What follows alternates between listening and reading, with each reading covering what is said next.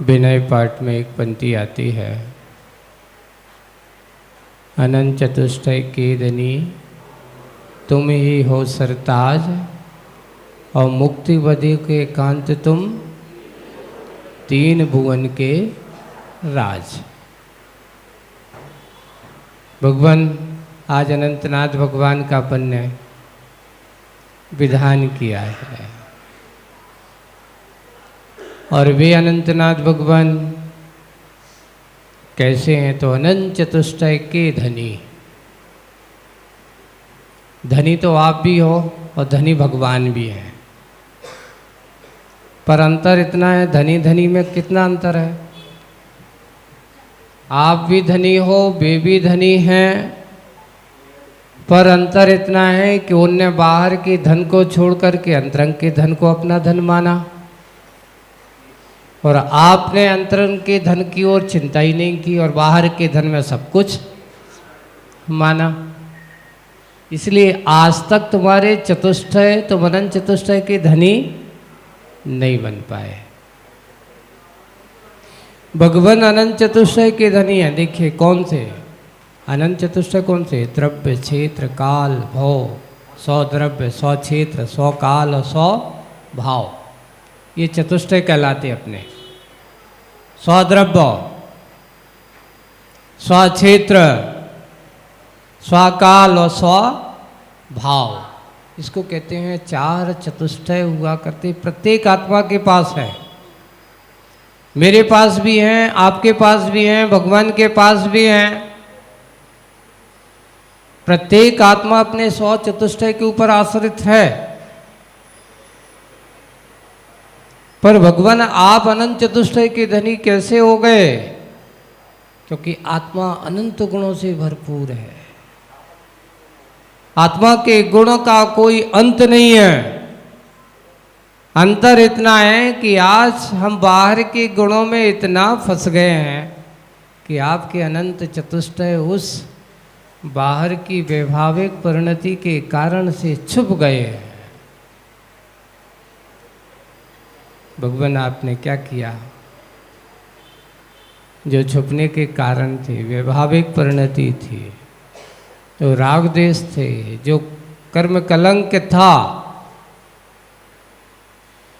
जिनके कारण से आपका 100 चतुष्टय क्षेत्र अनंत रूप हो गया, इसलिए अनंत चतुष्टय के धनी और तुम ही हो सरताज।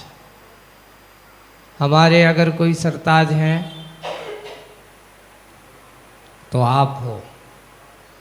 अब आप लोग पूछते हैं, किसी ने आकर के कहा आपके भगवान के सिर पे तो मुकुट है ही नहीं है, फिर उनको सरताज कैसे कह दिया? अरे मुकुट मात्र लगाने से कोई सरताज नहीं बन जाता।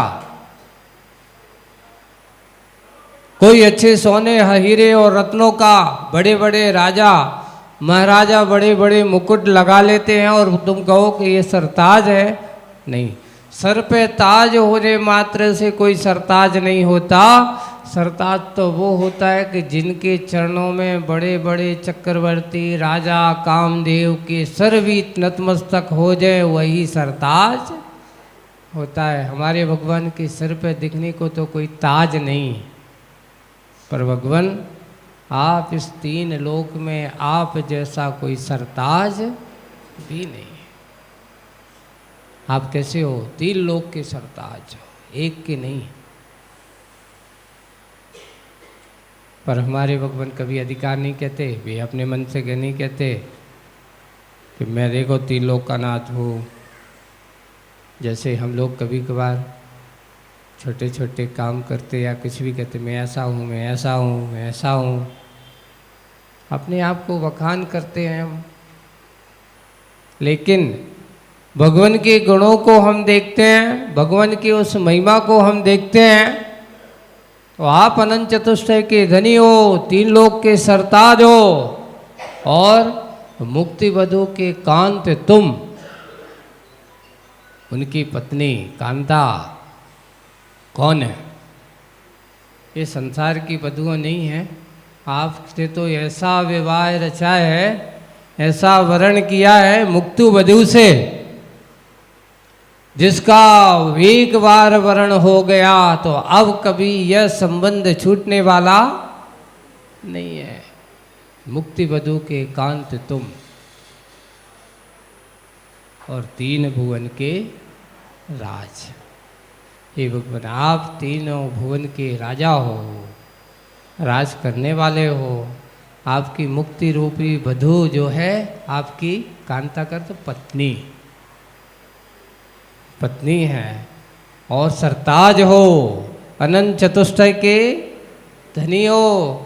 ऐसे अनंतनाथ भगवान की आराधना हमने की है। आराधना करके आपने अपने अंदर के चतुष्टय को जानने की कोशिश की है। जब जब भी हम भगवान की आराधना करते हैं, भगवान की पूजन करते हैं, भगवान की भक्ति करते हैं, ये महोत्सव आदि ये प्रासंगिक, जैसे कि आज संयोग देखो, अनंतनाथ भगवान का विधान और सुमतिनाथ भगवान का मोक्ष कल्याणक भी है, संयोग है, अच्छा है, निमित्त नैमित्तिक संयोग है। और ऐसे संयोग को पाकर के अच्छा योग बनता है। जब जब भी हमारे ऐसे तीर्थंकर भगवंतों का मोक्ष कल्याणक महोत्सव हो और साथ साथ ऐसे प्रसंग भी हमारे साथ जुड़ जाए, तो प्रसंग जुड़ता है तो हमारे अंदर की सोई हुई सत्ता जागृत होती है। ऐसे महोत्सव मनाने से आपको अपने 100 चतुष्टय का भान होता है। भगवान के अनंत चतुष्टय की भक्ति करने से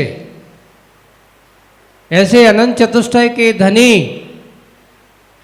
भगवान, सही धन तो वह है तो एक बार पाने के बाद जो कभी तुम्हारा छूटे ना। आपके पास क्या धन है बताओ? आपके पास तो वो धन है, तिजोरी वाला धन है। भगवान का धन कभी छूटता नहीं है। वे ऐसे धनी है, वे जहाँ जाते हैं उनका धन उनके साथ रहता है। आप कहाँ जाते हो, आपका पैसा कहाँ रहता है? घर पे रहता है। जरूरत पड़ते तो आप क्या कहते हो कि भाई अभी तो नहीं दे पाएंगे, हाथ में थोड़ी है, मैं करोड़पति तो हूँ। उससे कहा तुम करोड़पति हो, लेकिन हाँ करोड़पति, दिखाओ आपकी जेब में करोड़ रुपया कहाँ है। देखा जाए आज के समय में तो और बड़ी विसंगति आ गई है। मोबाइल के ज़माने में और बैंक के जीवन में जीने वाले के पास पूछा गया कि क्यों भाई तुम्हारे जेब में कितना पैसा है, तो पता चला कि 100 रुपये भी ना निकले। कहो क्यों? सब कुछ महाराज बैंक में सेफ है, घर पे रखा हुआ है। तो आप धनी कैसे हो गए? कहने कैसे करोड़पति? मैंने मान रखा है कि मेरे पास करोड़ों की संपत्ति का स्वामी हूं। मैंने अपने अंदर का ऐसा विचार करके रखा है कि मेरे पास करोड़ रुपया है, मेरे पास इतनी प्रॉपर्टी है, मेरे पास इतनी संपत्ति है। यानी तुमने अपने आप को मान रखा है, वस्तुतः तुम करोड़पति हो कि नहीं है? है सो है, कहने को तो है, पर सही तो धनपति वही होता है कि जिसके गुण उसके पास हो, वह कभी छूटने वाला नहीं है। इसलिए सही धन चेतन धन होता है। जड़ धन कभी भी तुम्हारा शाश्वत होने वाला नहीं है। चेतन धन कौन सा है? तो सबसे पहले तुम्हारी आत्मा ही तुम्हारा सबसे बड़ा धन है। पहला धन अगर तुम्हारा कोई है तो कौन है? तुम्हारी आत्मा। अगर वो नहीं है तो बाहर का धन क्या मतलब? कोई काम का नहीं है, कोई मतलब नहीं।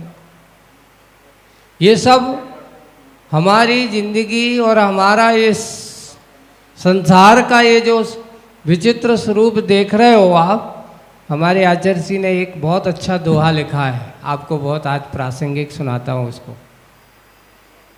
ये सब हम क्या जी रहे हैं?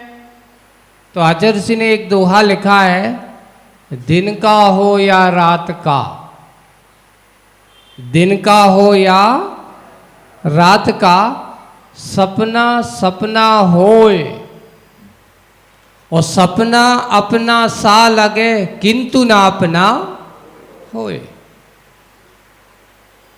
दिन का हो या रात का, हमारी दशा वही है, सपने की जिंदगी जी रहे हैं।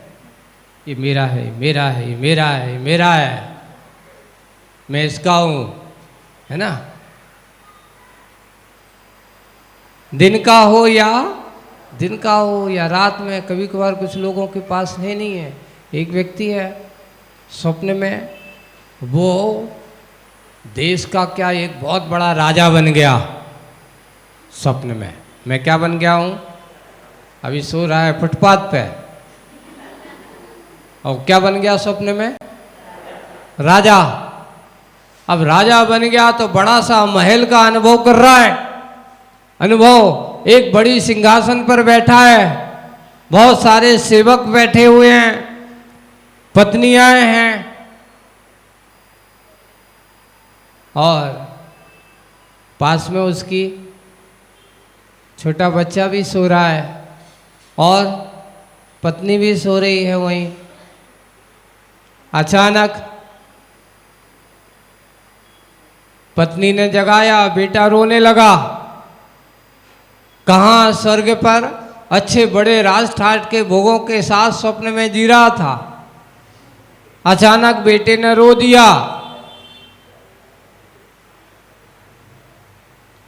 उसने रो दिया तो उसकी नींद खुल गई, खोलना पड़ी। तो वो कहता है कि ये बताओ, मैं इसके रोने पर रोऊं कि उसके जो चला गया उसके रोने पर रोऊं? बोले कि मतलब? बोले कि अभी मैं सो रहा था तो कितना स्वर्ग का वैभव का अनुभव कर रहा था, कितने सारे ऐसे स्वर्ग में बैठ कर के वहाँ के उस वैभव का अनुभव कर रहा था, लेकिन अचानक तुमने क्या कर दी? मुझे स्वर्ग से वापस बुला लिया। कहाँ? अपना फुटपाथ पे देखता है, अरे सत्य क्या है? ये सत्य है कि वो सत्य है? कर्म सिद्धांत का चिंतन करना बंधुओं, जिंदगी वास्तविक रूप से यही है, सत्य है, यही स्वप्न है, ये है, यही स्वप्न की जिंदगी है कि दिन का हो या रात ना, सपना सपना होए, सपना अपना सा लगे। जिस दिन आज जब तक तुम्हारी सांसें चलती हैं तब तक सब कुछ अपना है, और जिस दिन तुम्हारी सांसें बंद होती हैं, आंख बंद होती हैं, किसका क्या है पता है? आप यहाँ से जाते हो, लोग विदा करते हैं और विदा करके चले जाते हैं, जो तुमने जोड़ा है वो किसका है? तुम्हारा। अरे महाराज, हम व्यवस्था करके जा रहे हैं। किसकी व्यवस्था कर रहे हो? अपनी के दूसरों की? एक और है, मालिक और मुनीम में अंतर क्या होता है? मुनीम क्या करता है बताओ? दूसरों को लेखा जोखा करता रहता है ना। और मालिक जो होता है अपना लेखा जोखा करता है कि मेरा क्या है। हम मुनीम बने के मालिक? चिंतन करना। आप वास्तविक रूप से अपना जीवन मुनीम बनकर के जी रहे हो कि मालिक बनकर के जी रहे हो? उन्होंने कहा मुनीम बनकर के जी रहा है। क्यों? क्योंकि हम अपने मालिक बनने की कोशिश ही नहीं करते, अपने आप को समझने की कोशिश ही नहीं करते। यही चाहते, बेटे को ये करना है, बिटिया को ये करना है, भैया को ये करना है, बहू को ये करना है, करना ही करना है, करना ही करना है। और यहाँ कहते हैं कि ये मुनीमी जो होता है दूसरों ही क्या करता रहता है ना। मुनीम किस कही? अपने किसकी? दूसरों की खतौनी करने वाला मुनीम। और अपने खाते को देखने वाला मालिक। मालिक बन करके कब जियोगे? मुनीमी करते करते पूरा जीवन जी जाते हो। भगवान कहते हैं अनंत चतुष्टय तेरे पास भी है, अनंत चतुष्टय का स्वरूप तुम्हारे पास भी है, पर तुम अपने अनंत चतुष्टय को देखने की कोशिश नहीं करते। किसके चतुष्टय की ओर दृष्टि? हमेशा दूसरों, उसके लिए करना है, उसके लिए ये करना है। पर चतुष्टय में जब तक तुम्हारी बुद्धि रहेगी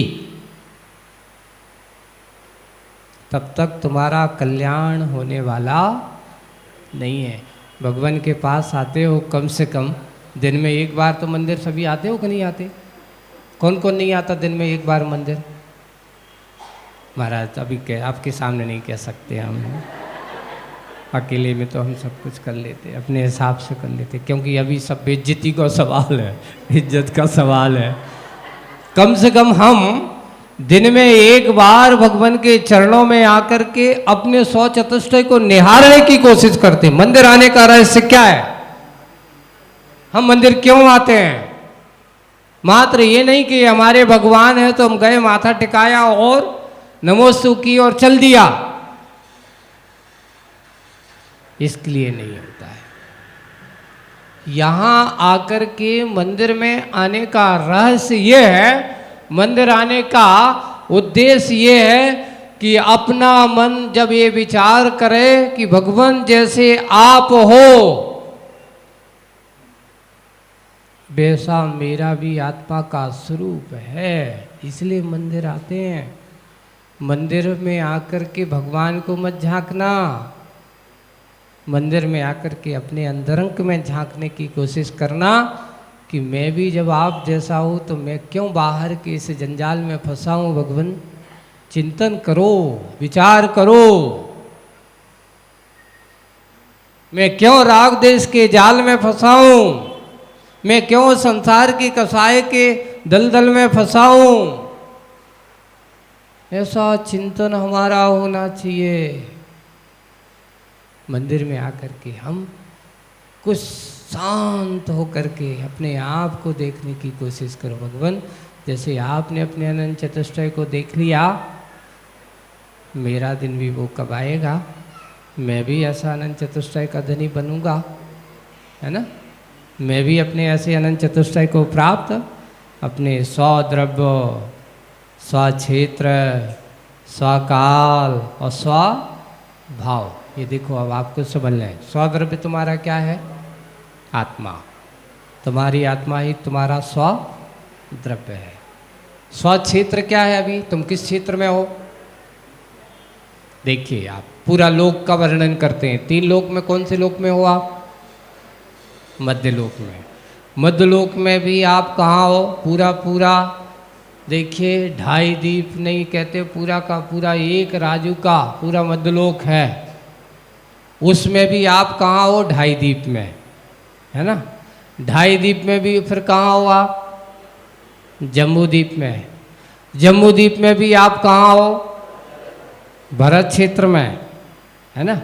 अब देखिए इसमें भी अलग अलग हो जाता है, भरत क्षेत्र है, ऐरावत क्षेत्र है और बीच में विदेश क्षेत्र भी है। जम्बू द्वीप के ऐसे पार्ट करते हैं अपन, तो बीचों बीच में है ऐरावत क्षेत्र, दक्षिण की ओर भरत क्षेत्र, उत्तर की ओर ऐरावत क्षेत्र है, तो पूरब पश्चिम की ओर बीच में क्या है? विदेश क्षेत्र है।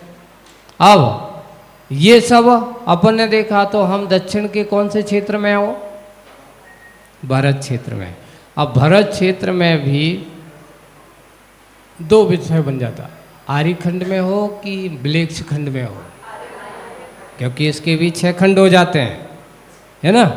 तो उसमें भी आप कौन से खंड में हो? आर्य खंड में भी। अब आर्य खंड में भी कौन से देश में हो? भारत देश में हो। भारत देश के कौन से प्रदेश में हो? गुजरात प्रांत में हो। गुजरात प्रांत के कौन से नगर में हो? अहमदाबाद की कौन सी कॉलोनी में हो? पाडली में आ गए। अब पाडली पूरी तुम्हारी है क्या?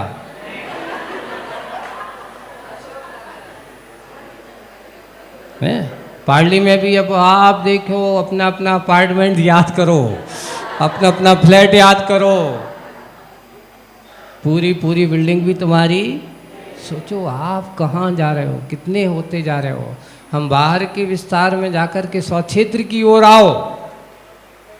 जब उनने कहा कहाँ रहते हो, तो उन्होंने कहा मैं पार्ली में रहता हूँ। पार्ली में आकर के कहा फ्लैट में रहता हूँ। फ्लैट में आकर के कहा पूरे फ्लैट में रहते हूँ। नहीं, मैं अपने कमरे में रहता हूँ। कमरे में पूछा पूरे कमरे में रहते हो, तो बोले कि कुर्सी पे बैठा हूँ। कुर्सी पे बैठने के बाद जब पता चला कि तुम रहते का स्वदेहम, अपनी देह में रहता हूँ, ये तुम्हारा क्षेत्र है, इतना विस्तार। हाँ, अब सोचते मैं तो पूरे में रहता हूँ। मालिक पने पर निपुण रहो, जब निहारो अपना क्षेत्र क्या है, स्वदेह प्रमाण अपना क्षेत्र है। कौन से काल में हो तुम, क्योंकि कितने काल हैं, 6 काल हैं। तुम सुकमा सुकमा काल की तो हो नहीं, निकल गया। उत्तम भोग भूमि, मध्यम भोग भूमि, सुकमा काल, फिर बाद में जगन्न भोग भूमि, सुखमा दुखमा सुखमा, है ना। पहले शुरू में सुखमा, फिर बाद में सुखमा दुखमा, यानी तीसरा काल जो शुरुआत में तो सुख होता है, लास्ट में दुख आने लगता है। और चौथे काल का नाम दुखमा पहले, फिर बाद में सुख की प्राप्ति होती है। कष्ट के साथ सुख की अनुभूति, दुख के बाद सुख का शुरुआत, चौथा काल ऐसा होता है। और ये बात निश्चित है, जो जितना जितना संघर्ष का सामना करता है उतना उतना उसके जीवन में हर समय जीवन होता है। आचार्य श्री ने मुकमाटी में बहुत अच्छे से लिखा है, संघर्षमय जीवन का उपसंहार हर समय होता है। कैसा होता है संघर्षमय जीवन का उपसंहार? इसलिए संघर्ष से मत डरो, सामना करो, भागो मत। अरे भैया वहाँ तो बहुत विपरीतता है, बहुत कष्ट है महाराज, आप लोगों की जैसे बनना बहुत मुश्किल काम है। तो ये बताओ, अगर ऐसे ही हमारे सारे आचार्य गुरुवर विद्यासागर जी जैसे महान आचार्यों ने सोचा होता तो क्या आज इतने सारे महाराज देखने को मिलते तुम्हें? अरे भाई नहीं, जो जितना संघर्षमय जीवन जीता है उसका जीवन उतना हर समय होता है। श्रावक भी अपने त्याग संयम को, विषय भोगों को ही सब कुछ नहीं बनाता, त्याग संयम को अपने जीवन का अंग बनाता है। आपके पास जो संपत्ति है ये मात्र भोगने के लिए हो ऐसा कोई जरूरी नहीं। जितना तुम्हारे लिए मिला है क्या सबका उपभोग तुमने किया? नहीं कर पाए। और पहली बात, इतना कर दिया, करने के बाद क्या तुम्हें इतना करने कितने साल व्यतीत हो गए? कोई कहे मेरे 65 साल हो गए, कोई कहे मेरे 60 साल हो गए, कोई कहेगा मेरे 50 साल हो गए।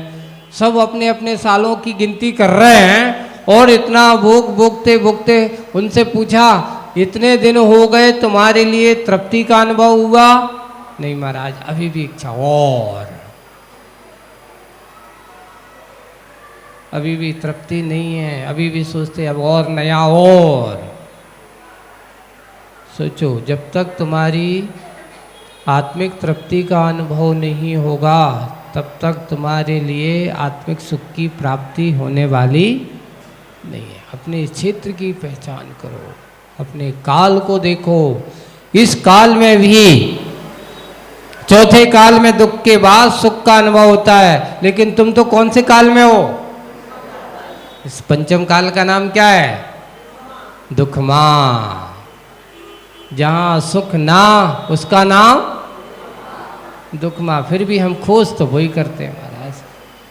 काल है दुखमा और कामना है सुख की। पर बंधु ध्यान रखना,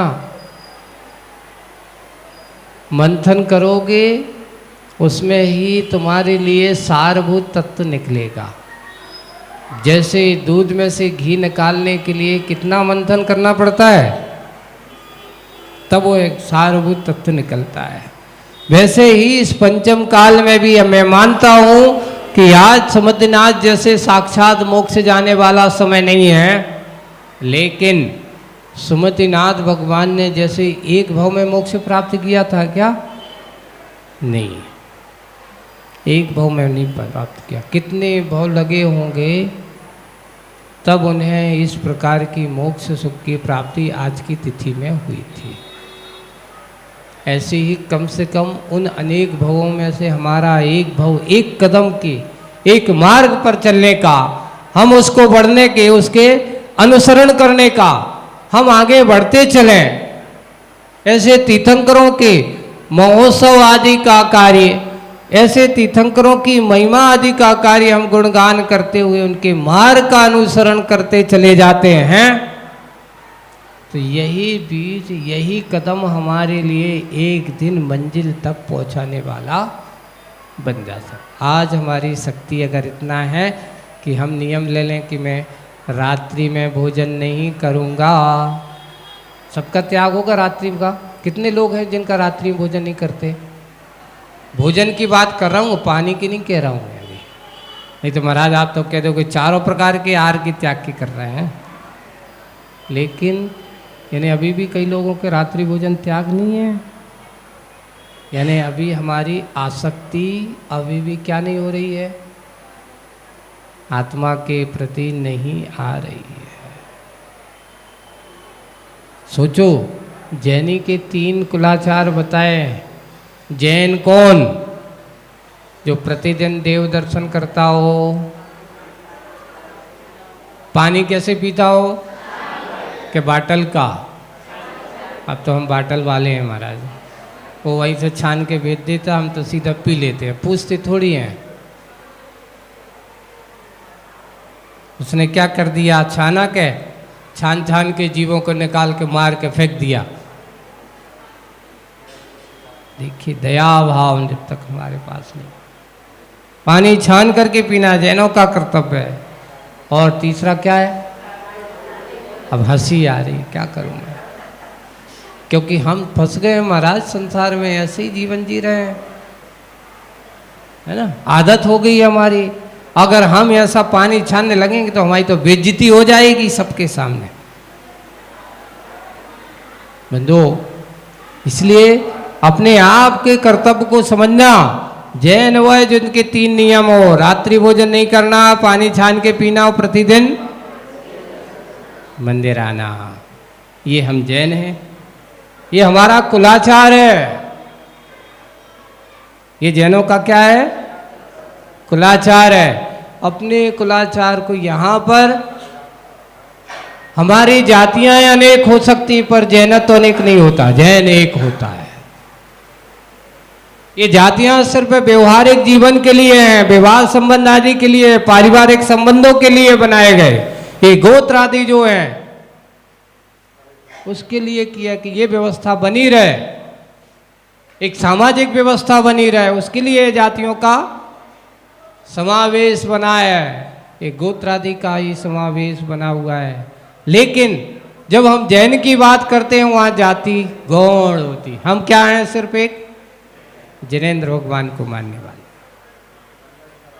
अगर हम उन पर सच्ची आस्था रखते हैं, उन पर सच्चा विश्वास रखते हैं, तो बस एक ही हमारा कुलाचार होता है, एक ही आचरण होता है। जिनेंद्र भगवान की जीने वाला, जिनेंद्र भगवान के कुल का रहने वाला, उसका जैनत्व, उसका जैन कुलाचार एक ही होता है। इसलिए सबसे पहले हमारे जैन होने का हमें क्या होना चाहिए? परिचय हमारा एक जैन होने का होना चाहिए कि मैं जैन हूँ, और जैनत्व के प्रति आस्थावान बनना। आज हमारे घरों में सबसे बड़े बच्चों को और हमारे बड़े लोग भी अब खान पान के क्षेत्र में बहुत कहना चाहिए कि जागृत नहीं रहे, क्योंकि हम बाजार के पैक और बाजार से बना हुआ उस चीज़ पर भरोसा ज़्यादा करने लगे। आपके बने हुए भरोसे पर नहीं, हमें भरोसा नहीं रहा। अभी 2-3 दिन पहले की बात है, मैं बैठे बैठे चर्चा कर रहा था, तभी एक बच्चे ने आकर के बताया, महाराज जी हमने आज एक वीडियो देखी। बोले कि क्या देखा तुमने? बोले कि हमने वो क्या बोलते, वो बच्चे को ठंडाई, अभी सीजन चल रहा है ना, वो क्या बोलते, एक छोटी रसना जैसी रहता ना, पाइप डाला रहता जिसमें, उसका नाम क्या? फ्रूटी। हाँ फ्रूटी है, फ्रूटी। उसको पिया तो उसका कुछ स्वाद गया, तो मैंने खोल के देखा तो उसमें काला काला सड़ा सड़ा सब कुछ निकला, उसमें जीभ जैसे ही था। ओहो, आज अपने बच्चों को आप क्या पिला देते हो? घर का नींबू पानी आपको अच्छा नहीं लगेगा, है ना? घर का अच्छा एक हाथ से संतरे का रस बना करके आप बच्चों को पिला, नहीं बाजार का ऑरेंज जूस ले आओ बेटा, जाओ बॉटल ले आओ। पता चला है, कंपनी वालों से पूछने ना, उन्होंने उस ऑरेंज के नाम से एक थोड़ा सा भी ऑरेंज रस नहीं है, सारा एसेंस के ऊपर चल रहे हो आप, केमिकल्स के ऊपर आप चल रहे हो, पैक वाली चीज़ों पर भरोसा जिसमें फल के नाम से कोई रस नहीं है। मैंगो शेक, मैंगो की बाटल आ गई, पता चला कि मैंगो के नाम से कुछ भी नहीं है। इसलिए अपने घरों में हम क्या ला रहे हैं, घरों में हमारा क्या होना चाहिए, आप अपने घरों से थोड़े से बच्चों को भी उस आदतों से सुधारो। हम पैक नहीं, इतने रेडीमेड मत हो जाओ कि हम कुछ करने के लिए। इस समय में महिलाओं को बहुत बड़ा जागृति आने की ज़रूरत है, क्योंकि आज सबसे ज़्यादा बीमारियों का कारण अगर ये है तो हमने जंक फ्रूट और पैक फ्रूट खाने की आदतें बना डाली है। बाजार का नहीं, घर का हो। मैं कहता हूँ वही चीज़ आप अच्छे से बनाओ ना, घर पर उनको पिज़्ज़ा बना करके खिलाओ ना।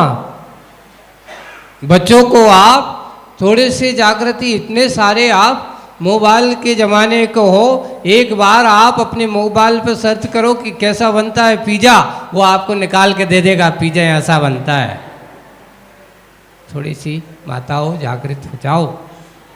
हमारे बच्चे, मैं मानता हूँ कि आजकल के बच्चे महाराज जी वे मानते ही नहीं हैं, वे तो कहते हैं हमें पिज़्ज़ा चाहिए, मुझे नूडल्स चाहिए, मुझे ये बर्गर चाहिए।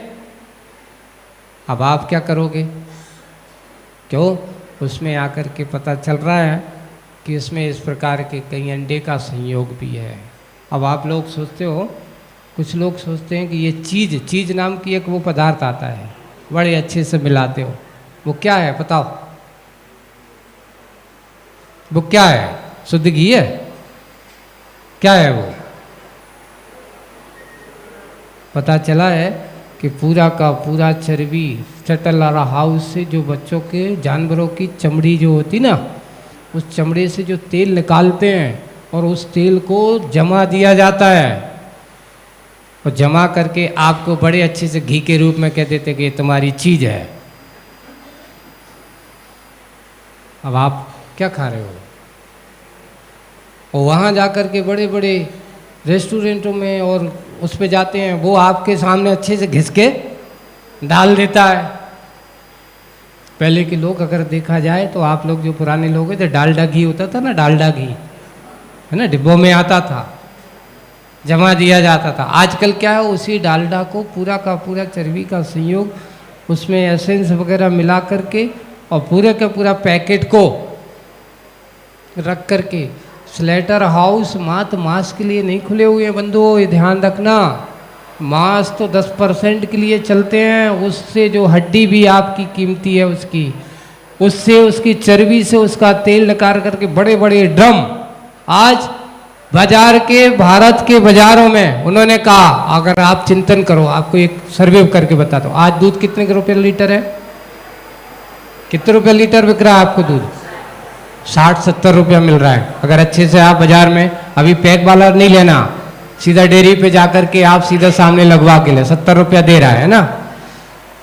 उसमें लिखा है कि 1 लीटर दूध अगर लेते हैं तो ज़्यादा से ज़्यादा 100 ग्राम या 90 ग्राम घी निकलता है। अगर उसको बनाया जाए कितने ग्राम बनेगा? तो 1 किलो घी बनाने में कितना लगेगा? 1 किलो घी बनाने में कम से कम 10 से 11 लीटर दूध लगेगा कि नहीं लगेगा? तो वो कितने का हुआ? 700-800 रुपये का हो गया, मान के लिए 750 रुपया मान लो, ठीक है। 750 रुपये का दूध 1 किलो घी बनाने के लिए चाहिए अपन को।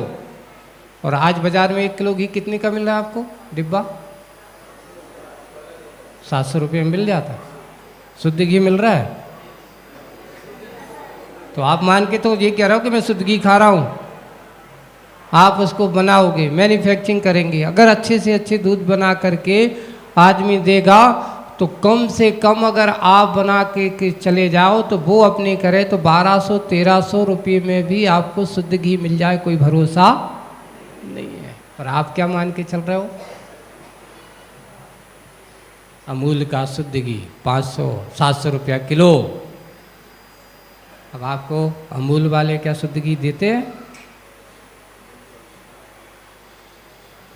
अब हम तो बड़ा शुद्ध घी खाते हैं, भगवान भरोसे हैं। उन्हें क्या खिला दिया, क्या मान करके बैठे हैं? सोचो, जागो। अगर हम अपने घरों पे इतने बड़े बड़े बनाते हो, बंगले बनाते हैं, मात्र एक गाय और अपने घर पर रख दो, बंगले वालों को लोगों, अभी मैंने यहाँ पर भी कहा था, रास्ते में 2-3 जगह कहा कि बड़े बड़े बंगले वालों, कुत्ते को पालने के लिए तो तुम्हारे पास 2-2, 4-4 नस्ल के कुत्ते मिल जाएंगे, लेकिन एक गाय पालने के लिए उनके लिए भारी बोझ लगता है, जो आपके घर का पूरा वातावरण शुद्ध करेगी, आपके लिए दूध, शुद्ध दूध देगी, उससे आपको शुद्ध घी की प्राप्ति भी होगी। भरोसा करो। अगर तुमने बंगला बनाया है तो बंगले में अपनी एक गाय का छोटा सा घर भी बनाओ। पर हम जीवन को किस दिशा में जी रहे हैं, विचार करो, अच्छे से सोचो, चिंतन करो। पैसा सबके पास है, पर पैसे को सही परिणति के रूप में डालो, जिससे कि आपके, अपने परिवार के, अपने भविष्य के बारे में चिंतन करना। क्योंकि जितना आज देश में, या ये कहो कि उपभोक्ता की अगर दृष्टि से देखा जाए तो यहाँ पर तो जो जितना पैसा दे सकता है, जितना लुटा सकता है, लुटा सकते हैं, उन्हें किसी के भी जान की परवाह नहीं है। उसी का परिणाम है आए दिन भारत में, अभी तो सर्वे आया 2040 से 50 तक के बीच में ये दशा होगी कि हर 10 आदमी के बीच में एक कैंसर पेशेंट होगा। हर 10 आदमी के बीच में क्या होंगे? कैंसर पेशेंट होंगे। आए दिन बढ़ते जा रहा है कि हर 100 व्यक्ति के बीच में इतना कैंसर का प्रकोप बढ़ता चला जा रहा है। कहने को तो महाराज हमने कभी अपने जीवन काल में बीड़ी नहीं पी, सिगरेट नहीं पी, तंबाकू नहीं खाई, किसी प्रकार का व्यसन नहीं किया, फिर हमें कैंसर कैसे हो गया? ये चिंतन करो, विचार करो। तो ये सब हमारे खान पान में असावधानी का परिणाम है। सावधानी रखने की कोशिश करें। आज अपन ने ऐसे अनंत चतुष्टय भगवान के बारे में चिंतन किया है, विचार किया है। सोचो, जानो, अपने आप का जीवन, अपने आप को काल के बाद, और अपने भावों को समझो। मेरे भाव ही मेरे हैं, किसी दूसरों के नहीं हो सकते। इसलिए अपने स्वचतुष्टय की ओर आने की कोशिश करो, इसी भावना के साथ कि आज का ये जो अनंतनाथ भगवान की आराधना है, मैं ये कहना चाहूँगा कि ये भगवान जैसे आपने अपने चतुष्टय को प्राप्त किया है, मेरे अंदर भी ऐसे भाव हों। ऐसी भावना के साथ बोलिए आचार्य गुरुवर श्री विद्यासागर।